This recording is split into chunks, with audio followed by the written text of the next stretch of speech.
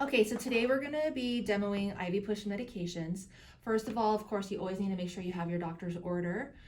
You need to go into your patient's room. You need to assess, identify your patient, assess for allergies. You need to do a focused assessment. And depending on the medication that you're gonna be giving, you need to also check vital signs. And that gives you about a 15-minute window, checking your vital signs, making sure that your blood pressure is not too low or that your respirations are not too unstable, as well as your pulse oximeter. So once we've done all of that, we're going to gather our medications in the medication room is where you'll be preparing your medication. You're going to be doing it on a clean surface in the medication room, not at the patient's bedside. We do not need gloves for this part of the procedure. Today we have an order for hydromorphone or Dilaudid 1 milligram, and my medication comes Dilaudid 1 milligram per 1 ml. And then we also need a saline vial as well, because this is one medication that does have to be diluted. Not all medications do. Just make sure that you verify when you make your medication cards that whether or not your medication needs to be diluted. So then I'm going to choose my appropriate size syringe. And for myself, I'm choosing a 10 milliliter syringe and then an 18 gauge needle because it's easier to drop the medication with a larger gauge needle. I'm going to be getting some alcohol swabs and my medications. So I think I'm good to go. If you have a medication that is a multi-dose vial, you'll still draw up just like normal. You'll have to take it to the patient's bedside to scan it, and then you'll replace it in the Pyxis or the med cart when you're finished. You always want to make sure you inject your air first on both of your vials.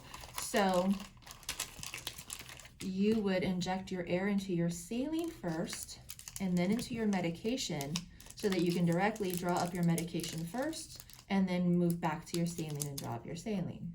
So for my medication, you're going to be doing your med math and do what works for you, what makes most sense for you to make your job easier based on the amount of fluid you're going to end up having, so that you can watch your increments as you're pushing your medication, make your life as easy as possible. So first I'm going to inject 9 milliliters of air into my saline. And did I clean these? No, I forgot to clean these. I would have cleaned these first, of course. Inject your air, and then I'm going to, leave it. And this one's already been so full of air, so that normally wouldn't happen in real practice. And then I'm only going to inject 1 milliliter into my Dilaudid because I'm only going to be pulling out 1 milliliter. So since it's 1 milligram per ml. But now I can take and pull this out. Of course, it had been cleaned ahead of time. And since I have a little bit of air, I can take out a little extra medication because there's nothing else in here. Getting out my air bubbles. And then pushing my medication back. And it normally would not escape around the hub, but these vials have been used a bit much. So you normally wouldn't have this big mess, right? But you will for checkoff, so don't panic. We know this is not your fault.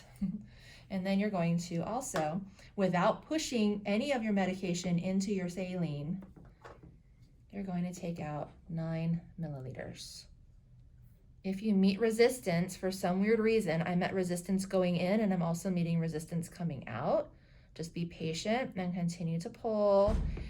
You can see I've got some air in the top of the syringe. If I can't pull any further, I can let it go just a little bit to where I know that's not going to be going back into the vial at all. Okay, now I can keep trying to pull and get more fluid. But you can't pull out extra.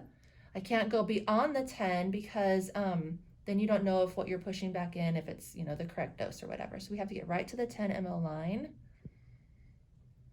and then pull out without it pulling back in. And then you have to get out all of your lovely air bubbles. And it looks like I have a lot of air bubbles, but I don't. It's all the air that's on the outside from the messy syringes. So then I'm going to recap one-handed. I'm going to label. And if I have a paper towel, I can just wipe my surface down. But if not, don't worry about it. Just keep moving forward. We do not need, like I said, we don't need gloves for this part. I don't have tape here with me, but you would label the medication. This is Dilaudid, 1 milligram per 10 milliliters. So we know exactly how much is in here. Don't just put 1 milligram per 10 milliliters.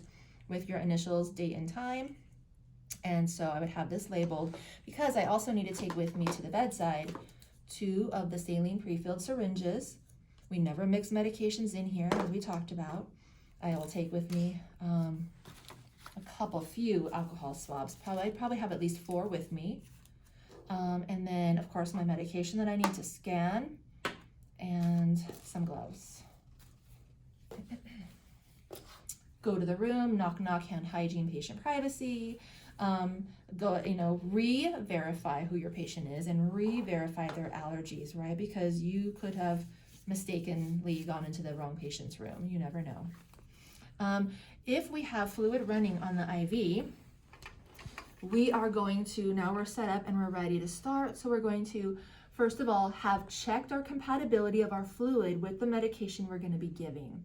But regardless if the medication is compatible or not, we want to just get in the practice of doing best practice. So we're going to pause our pump. We're going to clamp the rollers, the slide roller, or the slide clamp, whichever you have. We're going to first verify our patency of our IV. So we're not going to touch our IV like I just did, but this, of course, is our demo. I need to put on my gloves. So I hand sanitized again, which I don't have with me, but we did. Don my gloves. And then I want to verify patency. So I want to look at it, make sure there's no redness, no phlebitis, no streaking, no, that's not cool to the touch, because sometimes if it's infiltrated, it'll be cool or swollen. You'll see it, or very painful. Make sure it's not painful to the patient. Once I've done that, I still want to verify patency by trying to draw back some blood. So I'm going to go always to the hub, the needleless port closest to the patient. And we had talked about this in class. If we're going to be giving a small amount of medication, such as maybe like 1 ml or 2 mLs, we already know that from this pigtail on is only about 1 milliliter, and from this point on is probably about 2 or 3 milliliters of fluid. And so we know that for good practice in that case, we would actually disconnect here, and we would put on a cap, which I don't have with me, but we would cap that way we can hang it up and it would stay aseptic, right? But if not, if we're giving a larger volume of fluid, we can leave this connected, so we wouldn't even mess with that. We would just have our pump paused and our clamp clamped, and then we're going to take the next closest port to the patient, and we're going to scrub the hub for 15 seconds. You would count for 15, and when you're getting checked off, do the whole 15. You want to get in the habit of timing yourself well.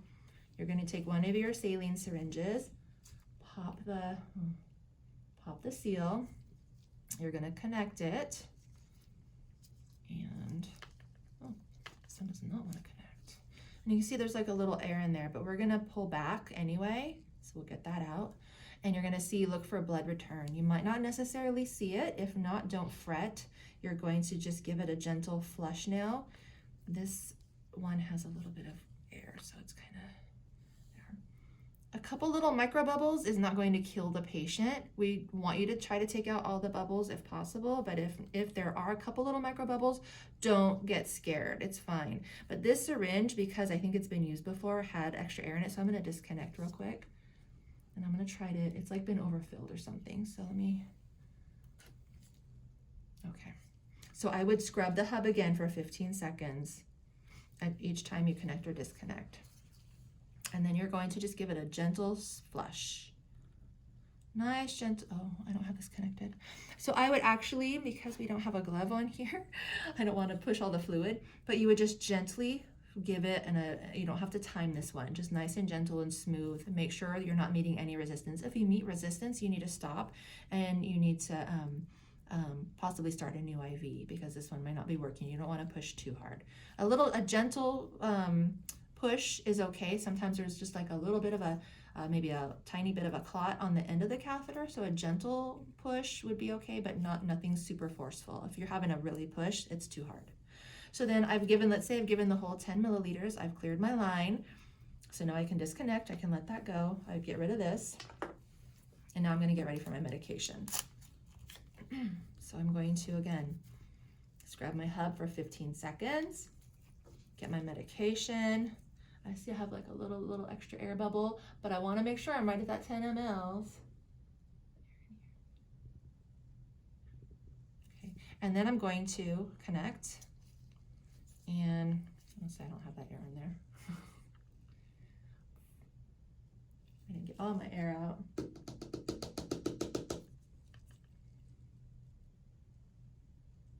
Okay, and I have my 10 mLs. I'm going to connect after I've scrubbed, and I'm going to gently, so this one has to go over 2 minutes. So I'm gonna do 1/4 of it. So I have 10 mL, so what, 2.5 milliliters over 30 seconds. So I'm gonna actually be timing. We're gonna do it in fast motion though, because for purposes of getting through this demo. And then we're gonna give the next quarter over another 30 seconds, the third quarter over another 30 seconds, the last quarter over another 30 seconds. I didn't actually push it. Again, we don't have a glove on this one and we don't wanna make a mess. But let's say we've given all of our medication, we're done. Now we need to flush the line.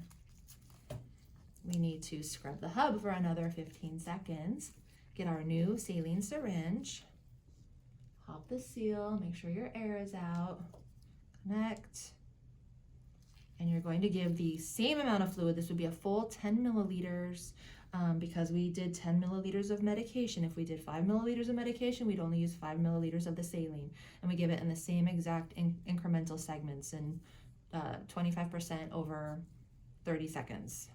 And we would go and do that. So that would be 2 minutes, and we'd give flush this whole line, the whole 10 milliliters. And then we'd be done with that.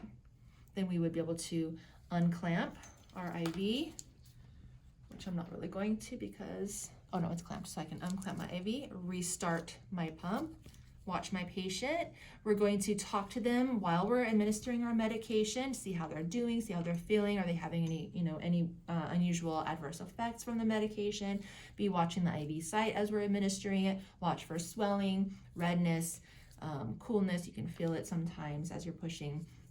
And talk to your patient mainly. And then you're gonna clean up your mess. You're going to remove your gloves and throw those in the trash, wash your hands, then you're going to document. And you will have scanned your medication, so you'll be semi-documenting before you start, and then you're gonna do the final documentation once you're finished. You never wanna sign that chart until you've actually finished pushing the medication, because God forbid the patient starts to have a reaction or something happens and you drop your medication or whatever. You never want to final document until you're finished. You're going to document what you did, how much medication you gave, IV push, Dilaudid, gave Dilaudid 1 milligram in 10 milliliters over 2 minutes. I flushed the line with 10 milliliters of normal saline over 2 minutes.